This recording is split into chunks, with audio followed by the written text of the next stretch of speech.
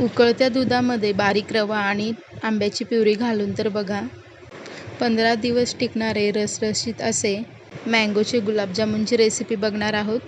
एका कढईमध्ये 1 वाटी दूध छान असं उकळून घ्या. त्यामध्ये बारीक रवा अर्धी वाटी घालून घ्या. एका आंब्याचे गर काढून बारीक रवा आणि मँगोचा गर छान दुधामध्ये शिजवून घ्या, जसं की व्हिडिओ दाखवल्याप्रमाणे.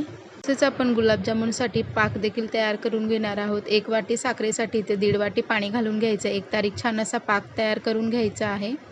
आंबा आणि रव्याचे मिश्रण छान शिजत आल्यानंतर त्यामध्ये दूध पावडर घालायचं आहे. जर थोडंसं पीठ सैलसर वाटलं असेल तर आणखीन 3 ते 4 चमचे दूध पावडर वापरून पीठ आपलं छान मळून घ्यायचं. इथं बघा पीठ आपलं छान मळून झाले की छान असे गुलाबजामुन वळून घ्यायचे आणि तेलामध्ये फ्राय करून घ्यायचे. इथे बघू शकता पाक किती छान आपलं गुलाबजामुनने शोषून घेतलं आहे.